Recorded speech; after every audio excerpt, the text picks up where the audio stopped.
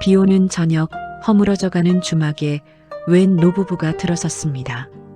헌데 밥값을 치를 돈이 한 푼도 없다는 것이었지요. 당장 내일이면 돈놀이꾼에게 주막을 통째로 빼앗길 판에 주모 덕이는 국밥을 그냥 드렸고 놀랍게도 훗날 덕이의 운명을 송두리째 바꾸게 됩니다. 덕이의 운명을 송두리째 바꾸게 됩니다. 과연 노부부에게 대접한 밥상에는 어떤 기적이 담겨 있었을까요? 조선야담소를 찾아주셔서 감사합니다. 구독과 좋아요는 사랑입니다. 그럼 이야기 시작합니다. 옛날 옛적 정조 임금 치세 무렵 충청도 어느 고을 큰 길목에 주막 하나가 있었답니다. 나라 안팎으로 장사치와 보부상이 활발히 오가던 시절이었으나 이 주막만큼은 파리만 날리는 신세였지요. 겨울 해가 뉘엿뉘엿 서산으로 기울 무렵이었습니다. 충청도 공주 땅에서 한양으로 올라가는 큰 길목, 고갯마루 아래 움푹 들어앉은 주막 한 채의 처마 끝에서 빗물이 줄줄 흘러내리고 있었고 문 앞에 걸어둔 용수는 비에 젖어 축 늘어진 채 바람에 이리저리 흔들리고 있었답니다. 그 주막 부엌에서 가마솥 뚜껑을 열던 주모 덕이의 손이 잠시 멈추었는데 솥 안에 남은 쌀이 바닥을 드러내고 있었기 때문이었지요. 덕이는 거칠고 갈라진 손끝으로 솥 바닥을 훑어보며 입술을 꾹 깨물었고 찬 기운이 부엌 바닥을 타고 올라와 무릎을 애는 듯 했으나 그보다 더 시린 것은 안방에서 들려오는 아들의 기침 소리였습니다. 덕이에게는 15난 아들 도리가 있었답니다.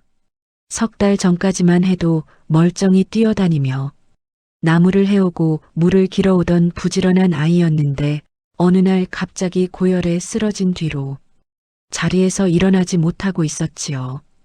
고을 약방의 의원은 고개를 절레절레 흔들며 한양의 명의를 찾아가 보라 하였고 그 약제비가 300냥이라는 말에 덕이는 하늘이 무너지는 것만 같았습니다. 300냥이라면 이 주막을 10채를 팔아도 모자랄 돈이었으니 아들의 창백한 얼굴을 볼 때마다 덕이의 가슴에는 돌덩이가 하나씩 쌓여가고 있었답니다. 덕이는 원래 이 고을 사람이 아니었습니다. 16에 부모를 여의고 이 고을 주막집 아들 박서방에게 시집을 왔는데 시아버지 되시는 분이 평생을 이 주막에서 국밥을 끓이며 나그네를 맞이하였었지요. 시아버지는 국밥맛 하나로 고을 안팎에 이름이 나 있던 장인이었고 새벽마다 가마솥 앞에 쪼그리고 앉아 뼈를 고르고 장을 풀며 정성을 들이는 모습이 덕이에게는 친정아버지 같은 따뜻함이었답니다. 시아버지는 국밥 끓이는 비법을 낡은 무명 조각에 먹으로 빼곡히 적어 부엌 벽에 걸어두셨는데 장 담그는 법부터 육수 내리는 순서, 불 조절하는 요령까지 빼곡히 적힌 내용을 들여다보며 덕이에게 이렇게 말씀하시곤 했답니다. 며느아, 국밥은 말이다. 정성이 반이고 재료가 반이다. 허나 정성이 없으면 좋은 재료도 소용이 없지. 가마솥은 거짓말을 하지 않는다. 시아버지가 돌아가시고 남편마저 장마철에 불어난 개울물에 쓸려 세상을 떠난 뒤 덕이에게 남은 것이라곤 이 허물어져가는 주막 한 채와 시아버지의 가마솥 그리고 벽에 걸린 낡은 무명 조각뿐이었지요. 그것들을 붙잡고 덕이는 10년을 버텨왔고 새벽마다 가마솥 앞에 앉아 시아버지가 하시던 대로 뼈를 고르고 장을 풀며 국밥을 끓여왔답니다. 아들 도리가 있었기에 그 아이를 반듯하게 키워내겠다는 마음 하나가 덕이에게는 힘이 되어주고 있었던 것이었지요. 하지만 세상 일이란 것이 마음먹은 대로 되는 것이 아니었습니다. 이 고을 길목에 새 주막들이 하나둘 들어서기 시작하면서 덕이의 주막은 나날이 손님이 줄어들었고 급기야 하루에 국밥 서너 그릇을 팔기도 어려운 지경이 되었답니다. 도리의 약값을 마련하려고 손을 댄 고리채가 이제는 목을 조르는 올가미가 되어버렸으니 돈놀이꾼 광영감이라는 자가 달마다 찾아와 이자를 독촉하는 것도 모자라 주막 살림을 통째로 가져가겠다고 으름장을 놓고 있는 형편이었지요. 그날도 덕이는 새벽같이 일어나 가마솥을 닦고 있었습니다. 솥 표면을 행주로 문지를 때마다 반들반들한 무색결이 드러났고 시아버지의 손때가 묻은 솥 테두리를 쓰다듬으면 마치 노인의 거친 손이 등을 토닥여주는 것만 같아 덕이는 잠시 눈을 감았답니다. 이 손만큼은 어떤 일이 있어도 빼앗기지 않으리라. 그것이 덕이가 매일 아침 솥을 닦으며 되뇌는 다짐이었지요. 어머니, 좀 쉬세요? 안방에서 도리의 가느다란 목소리가 들려왔습니다. 덕이는 재빨리 눈물을 훔치고 밝은 목소리를 지어냈답니다. 괜찮다. 어서 누워있거라. 아침에 미음 한 그릇 끓여줄 테니. 도리는 그 말을 듣고도 한참을 기침을 하다가 겨우 잠이 들었고 덕이는 안방 문틈으로 아들의 창백한 얼굴을 들여다보며 주먹을 꽉 쥐었습니다. 의원은 빨리 한양의 명의를 찾아가지 않으면 위험하다 했는데 300냥이라는 숫자가 마치 넘을 수 없는 산처럼 가슴 위에 올라앉아 있었지요. 점심 나절이 되어도 주막에 들어선 손님은 고작 2사람뿐이었습니다. 국밥 2그릇을 팔아받은 돈은 24푼, 그마저도 내일 광 영감에게 내야 할 이자에 턱없이 모자란 액수였답니다. 덕이는 빈 주막 안을 둘러보았습니다. 낡은 평상 4개, 기름때가 낀 벽 한쪽 구석에 세월의 때가 묻은 가마솥이 묵직하게 자리를 지키고 있었고 그 위 벽에는 시아버지의 무명 조각이 빛바랜 채 걸려 있었지요. 허름하고 초라한 곳이었으나 덕이에게는 세상 어디에도 없는 소중한 보금자리였습니다. 바로 그때였습니다. 주막 밖에서 낯선 인기척이 느껴졌고 덕이가 고개를 들어 문 쪽을 바라보니 주막 앞길에 웬 사내 하나가 서성이고 있는 것이 보였답니다. 등에 짐을 진 것으로 보아 나그네인 듯 했으나 주막 안을 기웃거리면서도 안으로 들어오지 않는 것이 묘한 느낌을 주었지요. 덕이는 발걸음을 옮겨 문 앞으로 나가보았으나 사내는 이미 고갯길 쪽으로 발걸음을 돌린 뒤였고 빗줄기 사이로 사라지는 뒷모습만이 어렴풋이 보일 뿐이었습니다. 단정한 옷차림에 등짐을 진 모양새가 보부상 같기도 하고 아닌 것 같기도 하여 덕이는 고개를 갸웃거리다가 이내 부엌으로 돌아갔답니다. 그 사내가 누구인지 왜 주막 앞을 서성이다 갔는지는 알 수 없었으나 그 순간의 찜찜함이 가슴 한구석에 작은 돌멩이처럼 남아 있었지요. 저녁 무렵 굵은 빗줄기에 겨울비가 내렸는데 고갯마루를 넘어온 바람이 주막의 허술한 문틈을 비집고 들어와 부엌 아궁이의 불꽃을 흔들었답니다. 덕이는 솥 안에 남은 쌀을 확인하였고 고작 한 줌 남짓 내일 아침 도리에게 미음을 끓여주면 그것으로 끝이었지요. 그 뒤로는 쌀 한 톨 남지 않는 것이었고 덕이는 텅 빈 쌀독을 들여다보며 깊은 한숨을 내쉬었습니다. 그때 비바람을 뚫고 주막문이 열리더니 웬 노부부가 안으로 들어섰답니다. 깨끗하되 수수한 옷차림이 단정했으나 비에 젖어 어깨가 축 처져 있었고 2사람의 얼굴에는 말로 표현하기 어려운 깊은 슬픔이 어려 있었지요. 사내가 낮은 목소리로 국밥 2그릇을 청했고 덕이는 얼른 부엌으로 들어가 가마솥 뚜껑을 열었답니다. 국물은 아직 뜨거웠으나 건더기가 많지 않았기에 덕이는 찬장에서 아껴두었던 고기 몇 점을 꺼내어 넉넉히 담았고 김치도 갓 담근 것으로 골라 한 보식이 가득 올렸지요. 뜨거운 국밥 2그릇이 평상 위에 놓이자 노부부는 조용히 숟가락을 들었습니다. 뜨거운 국물을 한 모금 떠넘긴 부인의 눈가가 갑자기 붉어지더니 조용히 눈물을 훔쳤고 사내가 부인의 손을 살며시 잡아주는 모습을 본 덕이는 무언가 깊은 사연이 있는 분들이구나 싶었으나 굳이 묻지 않았답니다. 한참을 조용히 국밥을 먹던 부인이 작은 목소리로 중얼거렸습니다. 오늘이 우리 아들 생일입니다. 사내가 부인의 어깨를 토닥였고 부인은 다시 숟가락을 들며 말을 이었답니다. 그 아이가 국밥을 참 좋아했지요. 아들의 생일인데 아들과 함께 하지 못한다는 것, 그 아픔을 덕이는 누구보다 잘 이해할 수 있었답니다. 안방에서 열병으로 시달리는 도리의 얼굴이 겹쳐 보여 덕이는 국자를 쥔 채 고개를 돌려야 했답니다. 노부부는 천천히, 정말 천천히 국밥을 비웠고 식사를 마친 사내가 자리에서 일어나 주머니를 뒤적이는데 갑자기 그의 표정이 당황스럽게 변했답니다. 이를 어쩌오. 아들 생각에 정신이 없어서 노잣돈을 객주에 통째로 두고 온 모양이요. 사내는 외투 주머니며 허리춤을 계속 뒤졌지만 돈은 나오지 않았고 부인도 놀란 표정으로 보따리를 뒤적였지만 마찬가지였지요. 노부부의 얼굴이 붉어졌고 평생 이런 일은 처음인 듯 당황스러워하며 몇 번이나 허리를 굽혔습니다. 덕이는 그들의 모습을 보며 잠시 망설였답니다.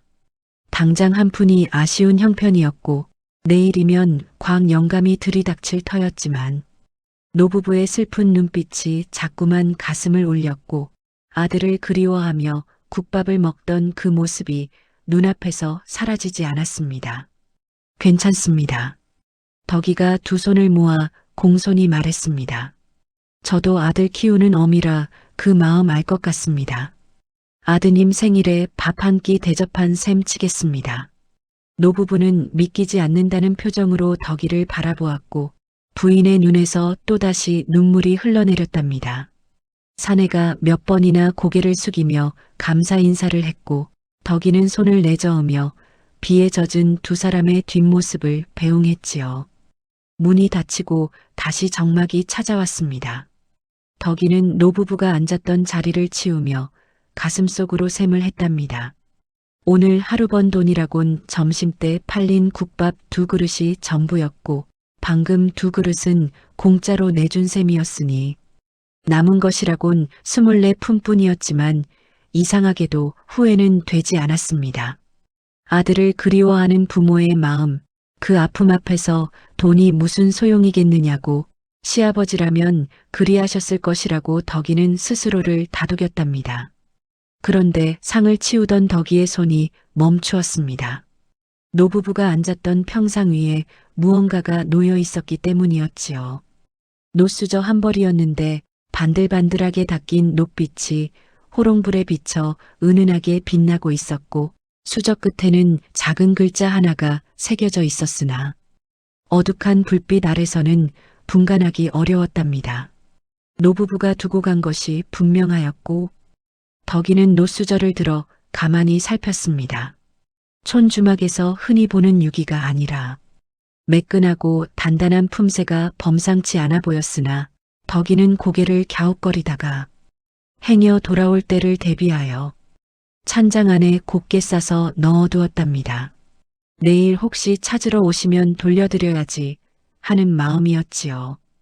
덕이는 안방으로 들어가 도리의 이마에 손을 대어 보았고 열기가 여전한 아들의 이마가 불덩이처럼 뜨거워 마음이 타들어가는 것 같았답니다. 도리는 잠결에도 몸을 웅크린 채 이따금 가느다란 신음을 흘렸고 덕이는 아들의 등을 쓸어주며 이를 악물었지요. 도리야, 엄마가 어떻게든 약값을 구해올 테니 포기하면 안 된다. 대답 없는 아들의 머리맡에서 덕이는 한참을 앉아 있었고 부엌벽에 걸린 시아버지의 무명 조각이 호롱불에 비쳐 희미하게 보였습니다. 시아버지의 정성스러운 글씨가 빼곡히 적혀 있었고 그것을 볼 때마다 시아버지의 목소리가 귓가에 울리는 듯 했지요. 며느아, 배고픈 사람 밥 한 그릇 대접하는 게 얼마나 큰 공덕인지 아느냐? 돈 받고 파는 장사지만 마음까지 파는 것은 아니란 말이야. 덕이는 천천히 일어나 부엌으로 갔는데 가마솥 뚜껑을 열어 안을 들여다보니 바닥에 눌어붙은 누룽지만이 남아있었고 쌀독은 이미 텅 비어 있었지요. 내일 아침 도리에게 끓여줄 미음거리조차 없다는 사실에 눈앞이 캄캄해졌으나 덕이는 고개를 들고 가마솥에 무쇠 테두리를 쓰다듬었답니다. 시아버지의 손때가 묻은 그 차가운 쇳결이 손끝에 전해졌고 덕이는 나지막이 중얼거렸습니다. 아버님, 제가 이 솥을 지킬 수 있을지 모르겠습니다. 도리도 살려야 하고 주막도 지켜야 하는데 제 힘으로는 어찌해야 할지를 모르겠습니다. 대답은 없었지만 솥에서 올라오는 은은한 열기가 마치 괜찮다고 말하는 것 같기도 했지요. 덕이는 눈물을 닦고 일어섰습니다. 울고만 있을 수는 없었고 아들을 위해서라도 어떻게든 내일을 맞아야 했답니다. 주막이 망하더라도 마지막까지 정성을 다하자 시아버님이 물려주신 이 맛과 이 마음만큼은 끝까지 지키자. 그것이 덕이가 밤마다 되뇌는 기도와도 같은 다짐이었지요. 다가오는 새벽과 함께 빗소리는 조금씩 잦아들었으나 바람은 여전히 매서웠고 덕이는 문 앞에 서서 어둠 속에 잠긴 고갯길을 바라보았답니다.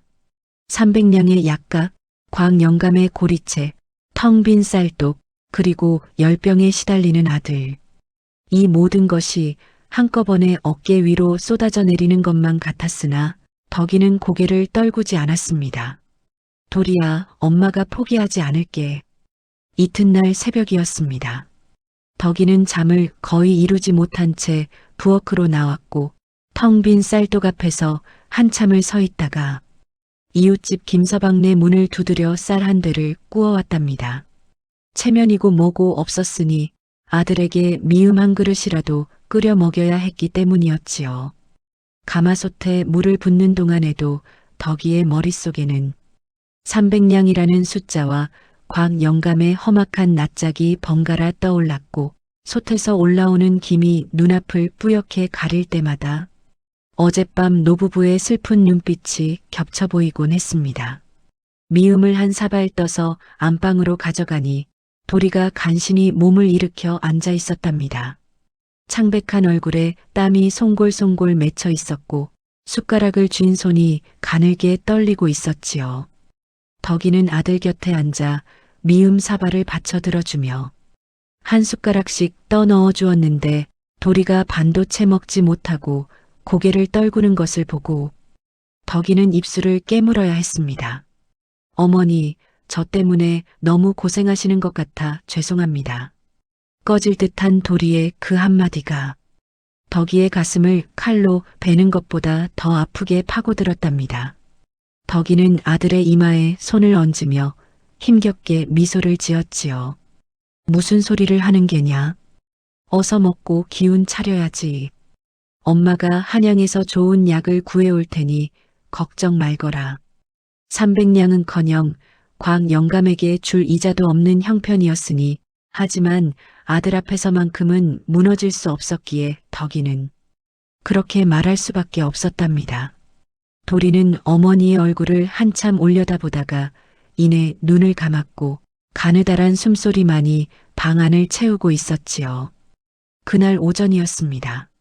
주막 문 앞에 사내 하나가 다시 나타났는데 어제 빗속에서 서성이다 사라졌던 바로 그 사내였지요. 이번에는 망설임 없이 문을 열고 안으로 들어왔고 낡은 차림에 삿갓을 눌러 쓴 모양새가 보부상처럼 보이기도 하고 아닌 것 같기도 했답니다. 사내는 구석 평상에 조용히 앉으며 낮은 목소리로 말했습니다. 국밥 한 그릇 주시오. 김서방네에서 구워온 쌀로 아침에 지어놓은 밥이 조금 남아 있었고 어젯밤부터 끓여둔 육수에 밥을 말아 뜨거운 국밥 한 그릇을 올렸지요. 사내는 국밥을 한 숟가락 뜨더니 고개를 끄덕이며 천천히 먹기 시작했고 주막 안팎을 두리번거리는 기색이 역력했으나 덕이는 크게 신경 쓰지 않았답니다. 바로 그때였습니다. 주막 밖에서 웬 사내가 비틀거리며 다가오는 것이 보였는데 해진 옷의 때가 잔뜩 묻은 행색으로 보아 떠돌이 거린이 분명했지요. 사내는 주막 문 앞에 서서 안을 힐끔거리다가 입맛을 다시고 있었으나 끝내 돌아서려 하였답니다. 덕이는 부엌에서 그 모습을 지켜보다가 저도 모르게 밖으로 나가 거린의 팔을 붙잡았습니다. 들어오세요. 따뜻한 거 드시고 가세요. 거린이 화들짝 놀라며 손을 내저었지요. 아닙니다. 저는 돈이 없어서. 돈 얘기는 하지 마시고 어서 들어오세요. 덕이는 거린을 안으로 이끌어 평상에 앉힌 뒤 부엌에서 국밥 한 그릇을 퍼왔답니다. 거린은 떨리는 손으로 숟가락을 들었고 첫 술을 입에 넣자 뜨거운 국물이 온몸으로 퍼져나가는 듯 어깨가 풀리는 것이 보였답니다. 눈가가 붉어진 거린이 고개를 들지 못한 채 중얼거렸습니다. 고맙습니다. 사흘을 굶었는데 이렇게. 천천히 드세요. 체하면 아니 됩니다. 덕이는 물 한 사발을 가져다 주며 걱정스럽게 말했고 그 모습이 마치 오래 굶은 아들을 먹이는 어머니 같았답니다. 구석 평상에 앉아 국밥을 먹던 보부상 같은 사내는 국밥 그릇 너머로 이 광경을 조용히 지켜보고 있었지요. 그의 눈빛에는 놀라움과 함께 무언가 깊이 생각하는 빛이 어려 있었답니다. 거린이 국밥을 다 비우고 떠난 뒤 사내는 계산을 하며 넌지시 물었습니다. 주모, 저 사람한테도 공짜로 주셨소? 덕이는 대수롭지 않다는 듯 고개를 끄덕이며 그릇을 치웠고 사내는 더 묻지 않았으나 주막을 나서며 뒤를 한번 돌아보았답니다. 그 눈빛에 담긴 것이 무엇인지 덕이는 알 수 없었으나 사내의 발걸음이 고갯길을 넘어 사라질 때까지 묘한 기분이 가슴에 남아 있었지요. 그 사내는 만득이라는 이름의 청직이었답니다. 어젯밤 이 주막에서 밥값도 치르지 못한 채 국밥을 얻어먹은 노부부, 그분이 바로 충청도 일대를 관할하는 관찰사 윤대감이었고 만득은 10년 넘게 윤대감을 수행한 충직한 하인이었지요. 대감이 미복으로 주막에 들르시기 전 먼저 가서 분위기를 살피는 것이 늘 하던 일이라 어제 낮에 주막 앞을 서성인 것도 바로 그 때문이었답니다. 윤대감은 미복 차림으로 민정을 시찰하는 중이었고 어젯밤 주막에서 겪은 일이 밤새 마음에 걸렸던 모양이었습니다. 만득에게 내린 명은 단 한마디였답니다. 저 주모가 어떤 사람인지 어떤 사정이 있는지 조용히 알아보거라. 만득은 이튿날 새벽부터 주막 근처에 자리를 잡고 덕이의 일거수일투족을 살폈고 이웃 사람들에게 넌지시 사정을 물어보았답니다.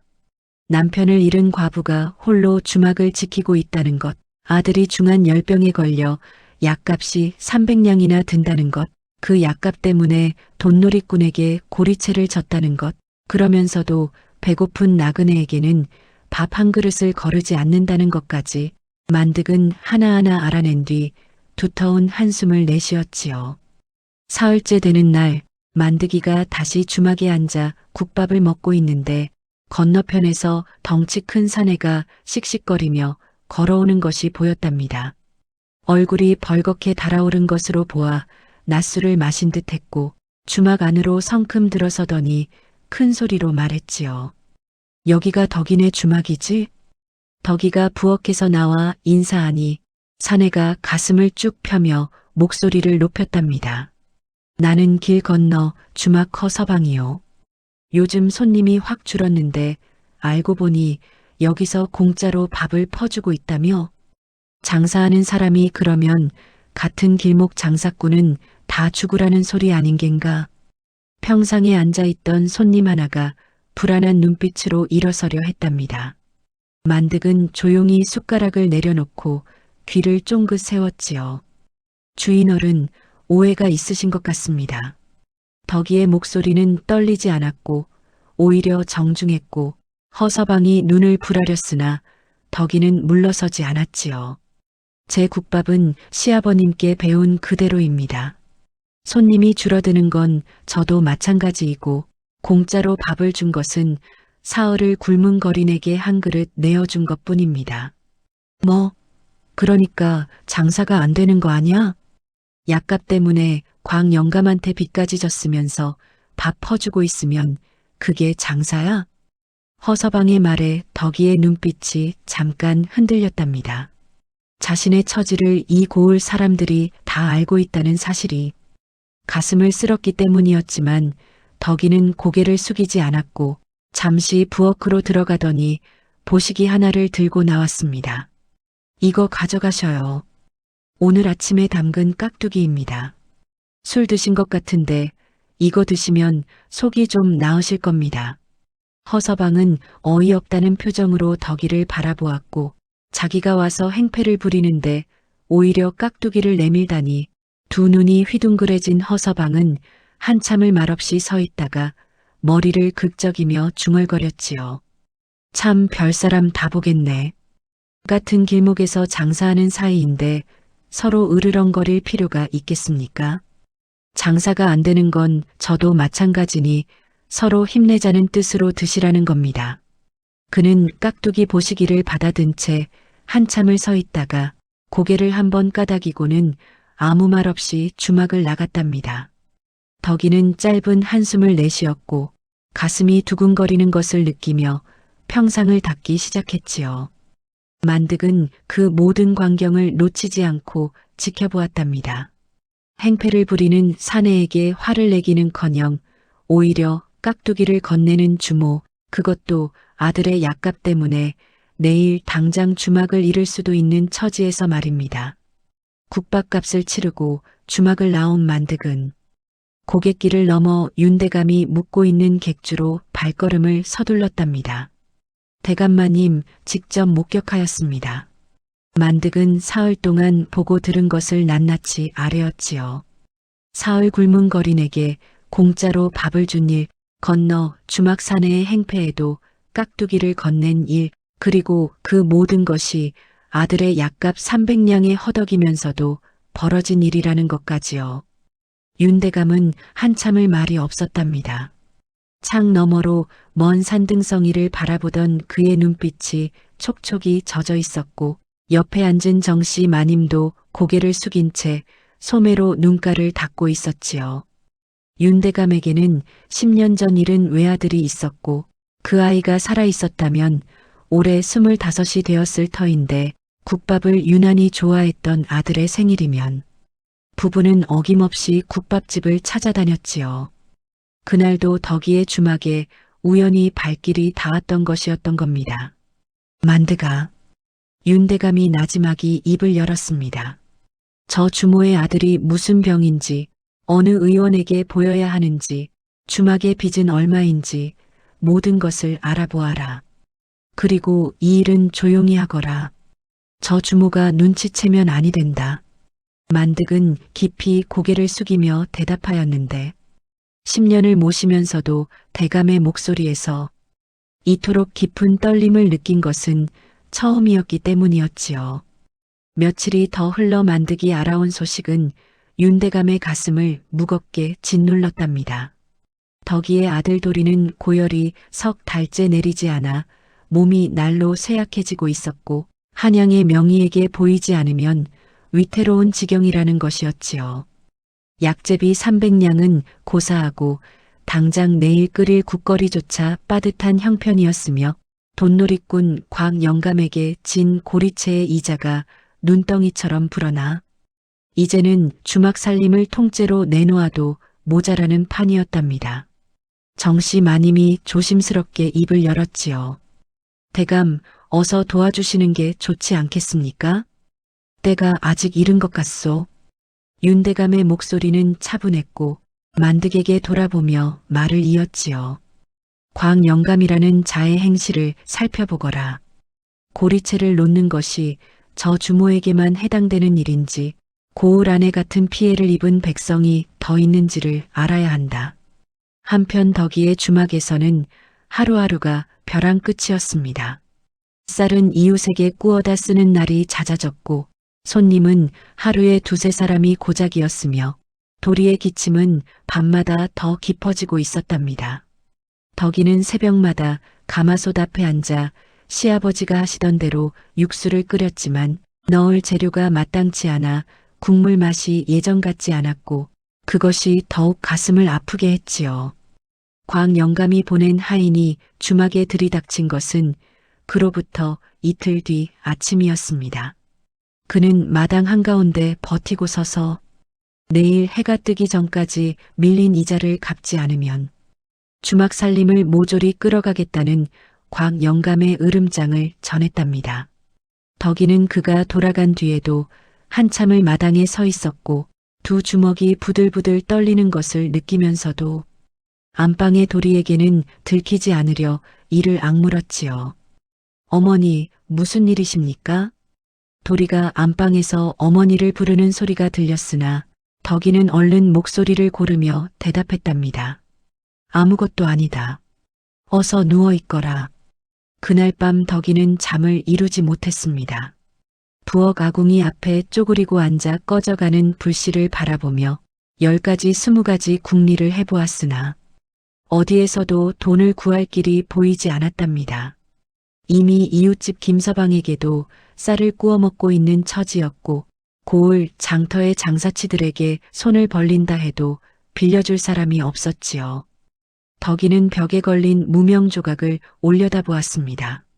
시아버지의 빼곡한 글씨가 호롱불에 비쳐 아른거렸고 장 담그는 법, 육수 내리는 법, 불 조절하는 요령이 한 글자 한 글자 또렷하게 보였답니다. 이 주막이 사라지면 이 무명 조각도, 이 가마솥도, 시아버지의 손때가 묻은 모든 것이 한꺼번에 사라지는 것이었지요. 아버님, 이 주막을 놓을 수밖에 없는 건지요. 덕이의 목소리가 부엌 안에서 작게 울렸고 가마솥 위로 피어오르던 마지막 연기가 천장으로 사라졌지만 덕이는 일어섰답니다. 주막이 망하더라도 마지막 날까지 솥을 닦고 국밥을 끓이고 이 자리를 지키겠다는 마음만은 꺾이지 않았기 때문이었지요. 다음 날 이른 아침이 되었습니다. 동이 트기도 전에 주막 앞으로 소달구지 한 대가 들어섰고 그 뒤를 따라 광 영감이 하인 둘을 데리고 나타났답니다. 광 영감은 50줄의 사내로 눈매가 가늘고 입이 얇았는데 금직한 도포를 걸친 행색이 번지르르 했으나 그 안에 감추어진 신보는 고을 사람 누구나 알 만큼 야박하기 짝이 없는 자였지요. 그는 주막 마당으로 성큼 들어서며 소리를 질렀습니다. 박주모, 오늘이 마지막인 거 아시오? 덕이가 부엌에서 급히 나왔을 때 광 영감은 이미 주막 안을 둘러보며 혀를 차고 있었답니다. 볼 것도 없는 살림이지만 빚은 빚이니까. 덕이는 떨리는 목소리로 말했습니다. 영감님, 한 달만 더 말미를 주십시오. 어떻게든 마련하겠습니다. 한 달? 벌써 석 달째야, 석 달. 더는 못 기다려. 광 영감이 하인을 돌아보며 턱짓을 했답니다. 그들은 주막 안으로 들어가 닥치는 대로 살림을 끌어내기 시작했고 낡은 평상이 마당으로 내동댕이 쳐졌으며 그릇과 보시기가 담긴 상자가 달구지 위로 실렸지요. 영감님, 제발 이것만은 안 됩니다. 덕이가 다급하게 외친 것은 하인의 손이 가마솥을 향했기 때문이었지요. 시아버지가 평생을 함께한 가마솥, 새벽마다 정성껏 닦으며 다짐을 새기던 그 솥을 거칠게 잡아끌기 시작한 것이었습니다. 이 솥은 안 됩니다. 시아버님이 물려주신 겁니다. 덕이는 가마솥으로 달려가 두 팔로 감싸 안았답니다. 차가운 무색결이 온몸으로 전해졌고 시아버지의 손때가 묻은 그 테두리를 놓지 않으려 두 팔에 힘을 주었지만 하인이 덕이의 팔을 거칠게 잡아당기는 바람에 손이 미끄러지고 말았지요. 비켜시오. 일 방해하지 말고. 덕이의 무릎이 차가운 흙바닥에 부딪히는 순간 벽에 걸려있던 무명조각이 바람에 흔들리는 것이 눈에 들어왔고 덕이는 몸을 일으키기도 전에 벽으로 손을 뻗어 무명조각을 낚아채듯 움켜쥐었지요. 이것만은 빼앗기지 않겠다는 본능이었답니다. 가마솥은 부엌에서 끌려 나왔고 하인 둘이 힘을 합쳐 솥을 달구지 위로 올려 실었지요. 덕이는 무명조각을 가슴에 끌어안은 채 부엌 문턱에 주저앉아 그 광경을 바라볼 수밖에 없었답니다. 10년 동안 새벽마다 닦고 불을 떼며 국밥을 끓여왔던 가마솥이 남의 손에 넘어가는 것을 두 눈 뜨고 보아야 한다는 것이 마치 시아버지를 다시 한번 잃는 것 같아 온몸에서 힘이 빠져나갔지요.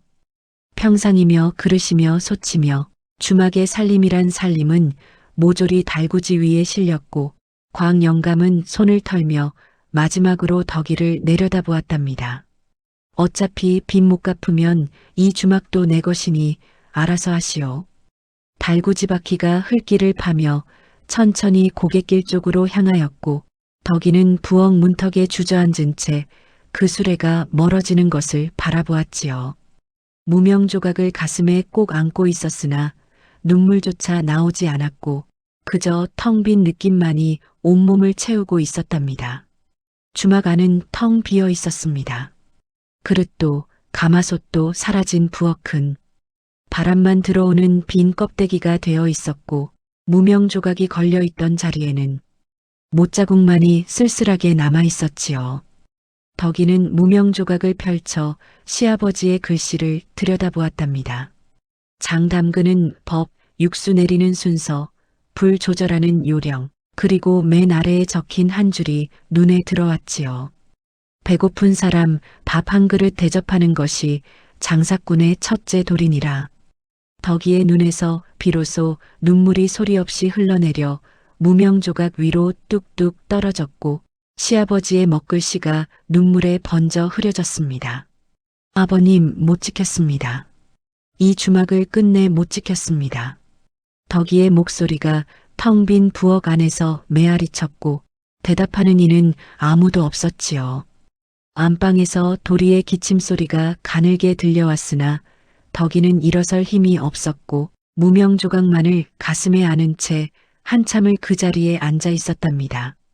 해가 기울어 주막 안으로 길게 그림자가 드리울 무렵에야 덕이는 마침내 무릎에 힘을 주고 일어섰답니다. 울고만 있을 수는 없었으니 안방에 아들이 있었기 때문이었지요. 주막은 잃었지만 아들은 아직 곁에 있었고 이 아이를 살릴 수만 있다면 빈손으로라도 다시 시작할 수 있을 것이라고 덕이는 이를 악물며 스스로에게 말했답니다. 도리야, 엄마가 어떻게든 너를 살릴 거다. 주막이 없어도 솥이 없어도 엄마가 여기 있으니 포기하면 안 된다. 안방 문을 열고 들어간 덕이는 도리의 이마에 손을 얹었고 여전히 뜨거운 열기가 손바닥을 태우는 듯 했으나 덕이는 고개를 떨구지 않았습니다. 무명조각을 품에 넣고 도리의 등을 쓸어주며 나지막이 노래를 부르기 시작했는데 그것은 시아버지가 국밥을 끓이며 흥얼거리시던 옛 노래였고 도리가 어릴 때 잠이 오지 않으면 불러주던 자장가이기도 했답니다.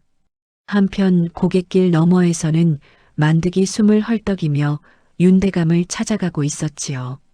주막에서 벌어진 참담한 광경을 직접 목격한 만득의 얼굴에는 분노와 안타까움이 뒤섞여 있었고 그의 발걸음은 어느 때보다 빨랐답니다. 광 영감이 과부의 살림을 몽땅 빼앗아갔다는 소식을 전해 들은 윤대감의 눈빛이 순간 서늘하게 변했고 정씨 마님은 두 손을 모은 채 입술을 깨물었지요. 대감마님, 이러다간 저 주모와 병든 아이가 길바닥에 나앉게 됩니다. 만득의 목소리가 떨렸고 윤대감은 한참을 말없이 앉아 있다가 천천히 입을 열었답니다. 만드가 광 영감의 고리채 장부를 확보할 수 있겠느냐? 이미 수소문해 두었습니다. 광 영감에게 같은 수법으로 당한 백성이 이 고을에만 67집이 넘었습니다. 윤대감의 미간에 깊은 주름이 잡혔다가 이내 펴졌고 그의 눈빛에는 이제 슬픔이 아닌 단단한 결기가 서려 있었답니다. 내일 아침 행차를 준비하거라. 만득은 깊이 고개를 숙였고 정씨 마님은 대감의 손을 꼭 잡았지요. 밤하늘 아래 객주의 호롱불이 가물거리고 있었고 고갯마루 너머 텅 빈 주막에서는 덕이가 아들의 등을 쓸어주며 부르는 자장가 소리만이 어둠 속으로 퍼져나가고 있었답니다. 다음 날 이른 아침 동력 하늘이 겨우 밝아오는 무렵 덕이는 텅 빈 부엌 바닥에 앉아 밤새 뜬 눈으로 지새운 채 멍하니 벽을 바라보고 있었답니다. 가마솥이 있던 자리에는 솥바닥이 눌러앉은 흔적만 남아 있었고 무명 조각이 걸려있던 못자국 아래로 찬바람이 스며들어 어깨를 움츠리게 했지요. 품속에 넣어둔 무명 조각의 감촉만이 유일하게 따뜻했으나 덕이의 머릿속에는 아무런 생각도 떠오르지 않았답니다. 어제까지는 어떻게든 버텨보겠다는 마음이 있었으나 솥도 없이 국밥을 끓일 수 없었고 솥이 없는 주막은 주막이 아니었기 때문이었지요. 안방에서 도리의 기침소리가 들려왔습니다. 밤새 열이 더 오른 듯 숨소리가 거칠었고 덕이는 몸을 일으켜 안방으로 갔답니다. 도리의 이마에 손을 대는 순간 화들짝 놀랐지요. 어젯밤보다 열이 더 올라 있었고 아이의 입술은 바싹 말라 갈라져 있었답니다. 덕이가 아들의 볼을 쓸어주며 부르자 도리가 간신히 눈을 떴고 초점 없는 눈으로 어머니를 올려다보며 가느다란 목소리를 냈습니다. 어머니, 저 괜찮습니다. 걱정 마세요. 그 한마디에 덕이의 눈에서 눈물이 주르륵 흘러내렸답니다. 그래, 괜찮을 게다. 엄마가 다 알아서 할 테니 너는 기운만 차리거라. 덕이는 마당으로 나왔고 이웃집 김서방네에 다시 한번 쌀을 꾸러 가야 했으나 이미 여러 번 꾼터라 차마 발이 떨어지지 않았지요. 그 무렵 고갯마루 너머 고을 관아에서는 일이 벌어지고 있었습니다. 전날 밤 만득의 보고를 받은 윤대감은 날이 밝자마자 관복으로 갈아입고 고을 관아를 찾았답니다. 미복 차림의 수수한 노인이 관복에 사모를 갖추어 쓰고 나타나자 고을 원님은 혼비백산하여 관아 마당에 엎드렸지요. 관찰사 대감마님, 어인일이시옵니까? 윤대감은 만득이 확보한 고리채 장부를 원님 앞에 펼쳐 보이며 차분하되 서늘한 목소리로 말했답니다.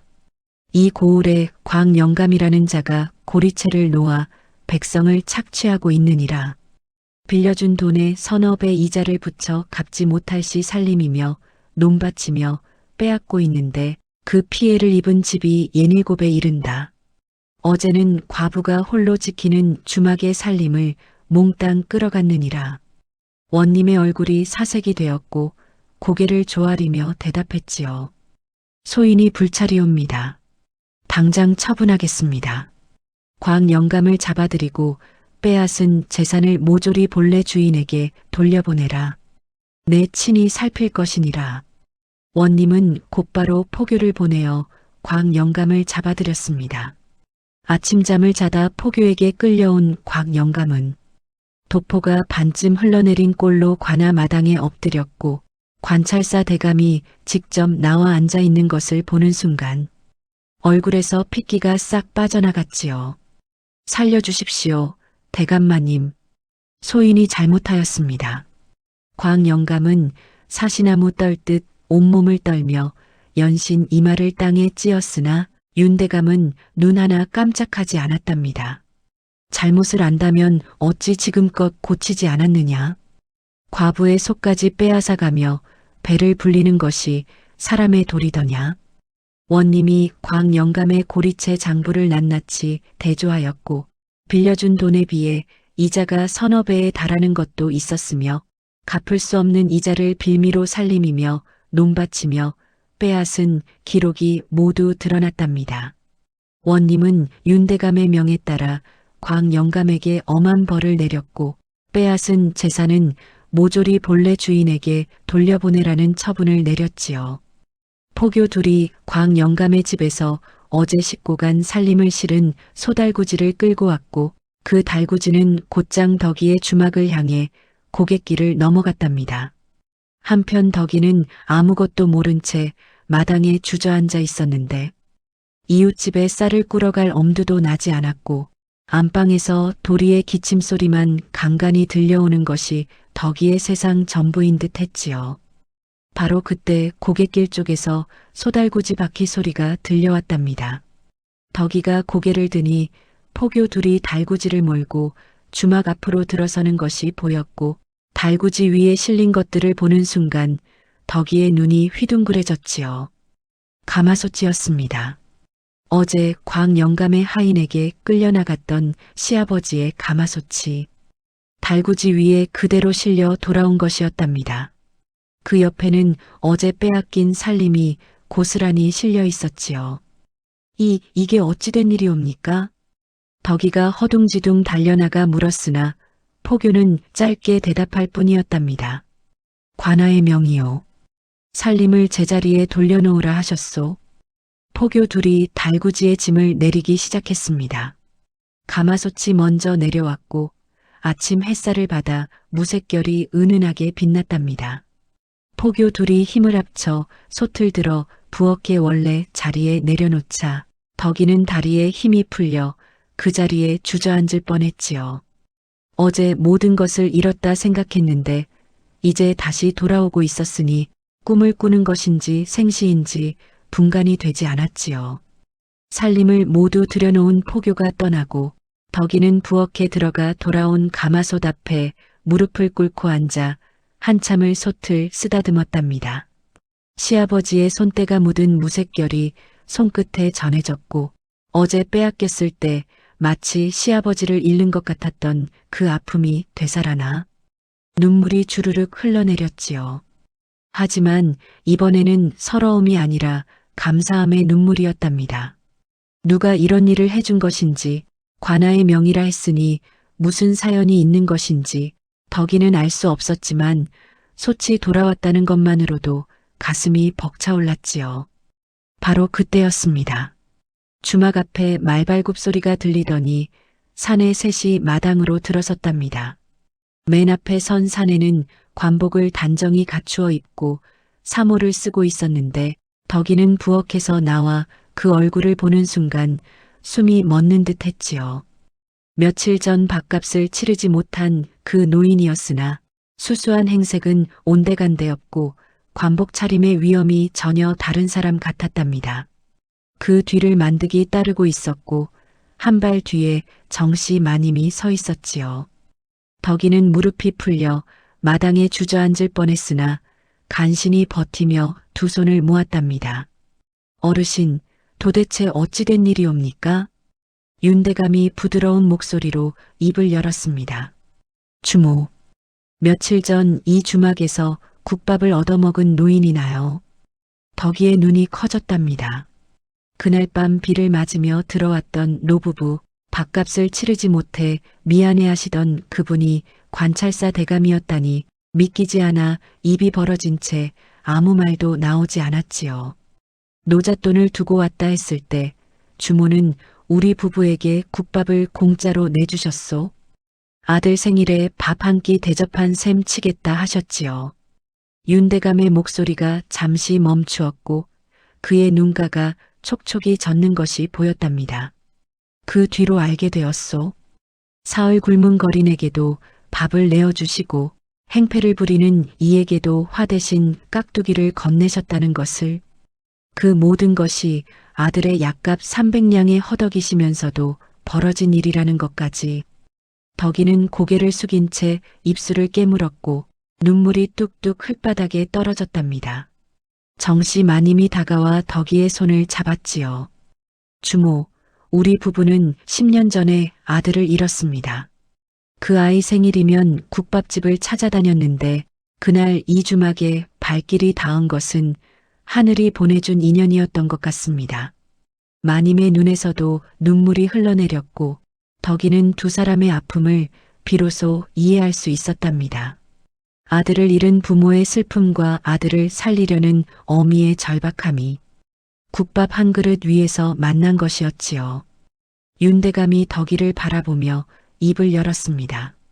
아들 도리의 약제비는 내가 마련하였소. 한양의 명의에게 이미 기별을 넣어두었으니 내일이면 이 고을에 도착할 것이요. 덕이는 귀를 의심했답니다. 300냥, 그 넘을 수 없는 상 같던 돈을 대감이 내어주겠다는 것이었지요. 그리고 광 영감에게 진 고리채는 관아에서 이미 정리하였소. 이제 주모에게 빚은 없소. 덕이의 무릎에서 힘이 빠졌답니다. 두 다리가 후들거려 서 있을 수조차 없었고 마당에 털썩 주저앉으며 두 손으로 얼굴을 감쌌지요. 눈물이 걷잡을 수 없이 쏟아져 내렸기 때문이었답니다. 대감마님, 이런 은혜를 어찌 갚아야 할지 모르겠습니다. 덕이가 이마를 땅에 대며 엎드리려 하자 윤대감이 재빨리 덕이의 팔을 잡아 일으켜 세웠습니다. 은혜는 주모가 먼저 베푼 것이요. 밥 한 그릇에 담긴 마음을 받았으니 그것을 돌려드리는 것일 뿐이외다. 그때 덕이가 무언가 떠올린 듯 급히 부엌으로 달려갔고 며칠 전 자신이 곱게 싸서 넣어두었던 노수저를 꺼내 윤대감에게 내밀며 말했습니다. 대감마님, 그날 밤 두고 가신 것이옵니다. 돌려드리려고 고이 간직해 두었습니다.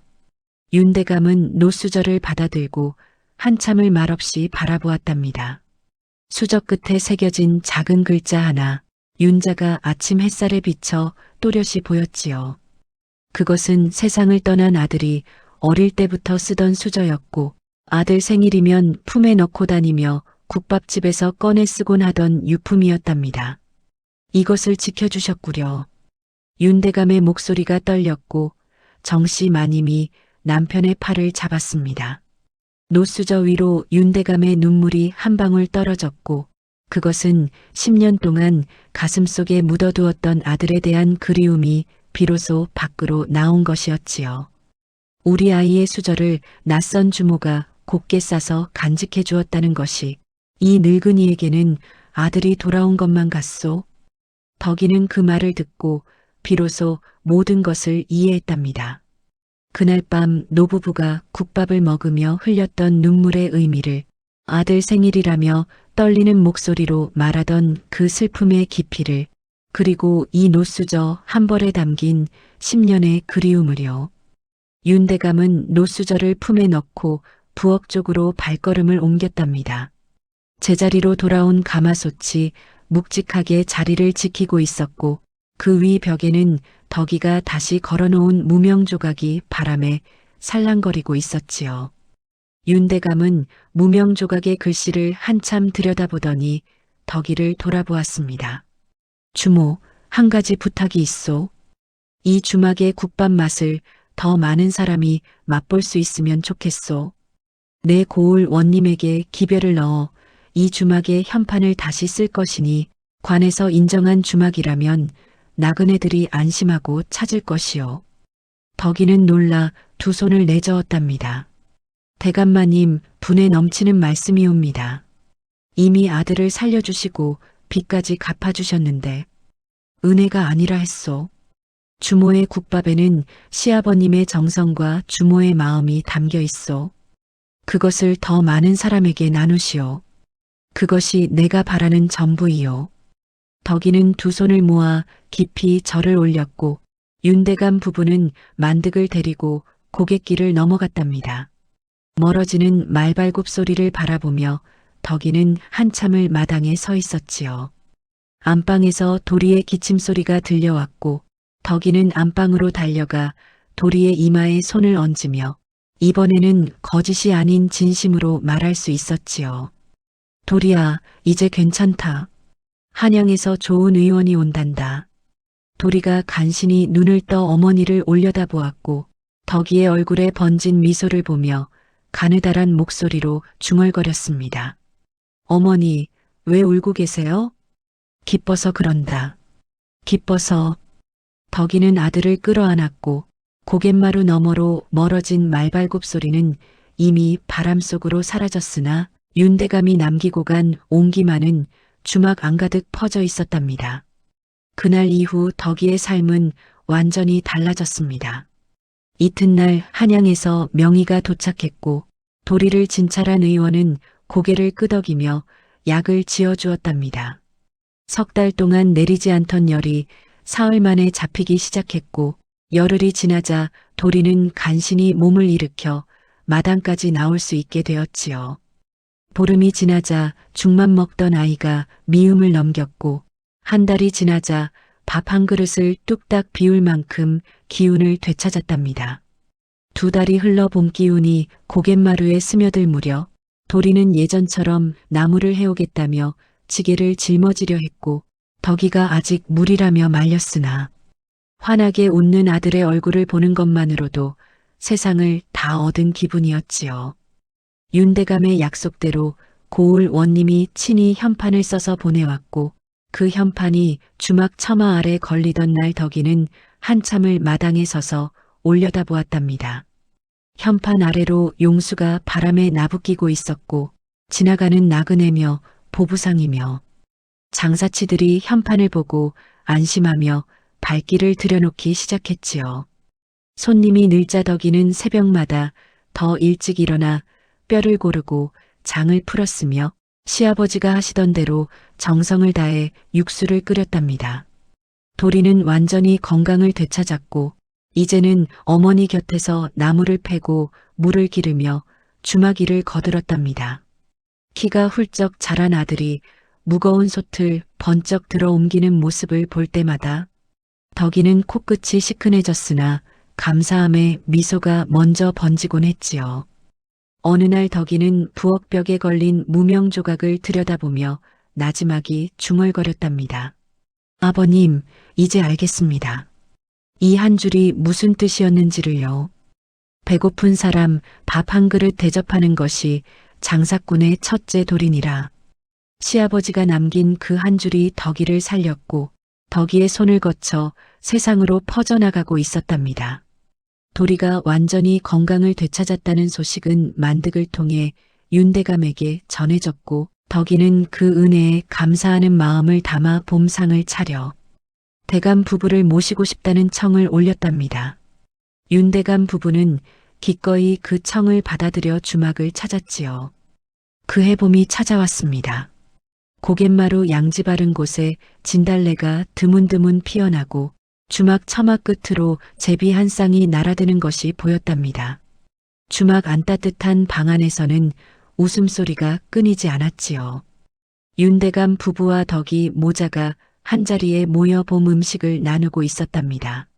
냉이국을 끓이고 쑥절편을 빚어 차린 상이 소박하되 정갈했고 네 사람은 마치 오래전부터 한 가족이었던 것처럼 정겹게 둘러앉아 있었지요. 대감마님, 쑥절편 더 드십시오. 도리가 대감마님 드시라고 새벽부터 빚었습니다. 덕이가 윤대감 앞에 쑥절편 접시를 내밀었고 윤대감은 묵묵히 절편을 집어 입에 넣으며 도리를 바라보았답니다. 건강해진 얼굴로 환하게 웃고 있는 도리의 모습에서 10년 전 세상을 떠난 아들의 그림자가 겹쳐 보였으나 이제는 그것이 슬픔이 아니라 따뜻함으로 다가왔지요. 도리가 술잔을 채워 윤대감에게 공손히 올렸답니다. 대감마님 많이 드십시오.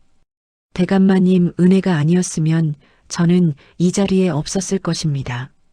윤대감은 술잔을 받으며 나지막이 말했습니다. 도리야, 내 어미의 마음이 너를 살린 것이다. 솥도 잃고 살림도 잃으면서도 포기하지 않은 그 마음이야말로 어떤 약보다 귀한 것이었느니라. 정씨 마님이 덕이의 손을 잡으며 말했지요. 주모, 우리 아들이 살아있었다면 돌이 또래였을 텐데 이렇게 한 상에 둘러앉으니 마치 아들이 돌아온 것만 같습니다. 덕이는 마님의 손을 꼭 잡으며 고개를 숙였고 네 사람의 눈가가 촉촉이 젖었으나 그것은 슬픔이 아니라 감사함의 눈물이었답니다. 아들을 잃은 부모와 아들을 살린 어미가 서로의 아픔을 보듬으며 세상에서 가장 따뜻한 봄날을 보내고 있었지요. 해가 뉘엿뉘엿 서산으로 기울 무렵이었습니다. 윤대감 부부가 자리에서 일어나고 덕이가 마지막으로 부엌을 정리하고 있을 때였답니다. 주막 앞에 누군가 서 있는 것이 보였지요. 키는 훌쩍 컸으나 몸은 깡마른 소년이었고 낡아서 소매가 짧아진 옷을 입고 어깨를 움츠린 채 주막 안을 들여다보고 있었답니다. 소년은 한참을 망설이다가 결국 고개를 푹 숙인 채 발길을 돌리려 했지요. 배가 고픈 듯 침을 삼키고 있었으나 돈이 없었던 모양이었습니다. 부엌에서 그 모습을 지켜보던 덕이의 손이 멈추었답니다. 순간 머릿속이 아득해지며 지난 겨울의 그 밤이 눈앞에 스쳐 지나갔지요. 텅 빈 쌀독, 열병에 시달리는 아들, 그리고 그 절망 속에서도 노부부에게 내밀었던 국밥 한 그릇이요. 덕이는 앞치마에 손을 닦고 밖으로 나갔습니다. 얘야. 돌아서려던 소년이 화들짝 놀라 뒤를 돌아보았답니다. 덕이가 환하게 웃으며 말했지요. 밥 먹고 가거라. 소년의 눈이 커졌고 고개를 절레절레 흔들며 더듬거렸습니다. 아닙니다. 저는 돈 얘기는 하지 말고 어서 들어오너라. 덕이는 소년의 등을 가볍게 밀어 주막 안으로 이끌었고 가장 따뜻한 자리에 앉힌 뒤 부엌으로 들어가 가마솥 뚜껑을 열었답니다. 뽀얀 김이 피어오르는 솥에서 국밥 한 그릇을 퍼담고 깍두기를 한 보시기 곁들여 소년 앞에 내려놓았지요. 이거 먹고 힘내서 갈 길 가거라. 나중에 어른이 되어서 배고픈 사람 만나거든 너도 밥 한 그릇 내어주면 된다. 소년은 고개를 들지 못했답니다. 어깨가 가늘게 떨리고 있었고 이윽고 김이 모락모락 나는 국밥 한 그릇 앞에서 참았던 눈물을 뚝뚝 흘리며 떨리는 손으로 숟가락을 들었지요. 안쪽 방에서 윤대감 부부와 도리가 그 광경을 지켜보고 있었답니다. 덕이와 윤대감 부부 그리고 도리가 눈물 젖은 국밥을 먹는 소년을 바라보며 세상에서 가장 따뜻한 미소를 지었지요. 지난 겨울 덕이가 절망 속에서 베풀었던 그 선행이 이제 더 큰 선행이 되어 다시 세상으로 돌아가는 순간이었답니다. 옛말에 덕을 쌓으면 복이 온다 하였습니다. 하지만 이 이야기가 우리에게 전하고 싶은 것은 복을 바라고 덕을 쌓으라는 말이 아니었답니다. 가진 것이 아무것도 없어도 내일 당장 모든 것을 잃게 되더라도 눈앞에 배고픈 사람에게 밥 한 그릇을 내밀 수 있는 마음, 그 마음 하나가 사람을 사람답게 만들고 세상을 따뜻하게 만든다는 것을 주모덕이는 가마솥 하나로 온몸으로 보여준 셈이었지요. 시아버지가 무명조각에 적어둔 그 한 줄이 며느리의 손을 거쳐 세상으로 퍼져나갔으니 이보다 더한 유산이 어디 있겠습니까? 오늘 이야기 마음에 깊은 울림이 있으셨는지요? 구독과 좋아요로 소중한 인연이 이어졌으면 합니다. 여러분의 따뜻한 마음에 가슴 뭉클한 사연으로 정성껏 보답하겠습니다. 지금 어느 지역에서 함께하고 계신지 편하게 댓글로 말씀 주시면 감사한 마음 담아 반갑게 인사 올리겠습니다. 백내에 늘 평안이 깃들길 바라며 지금까지 조선야담소였습니다. 감사합니다.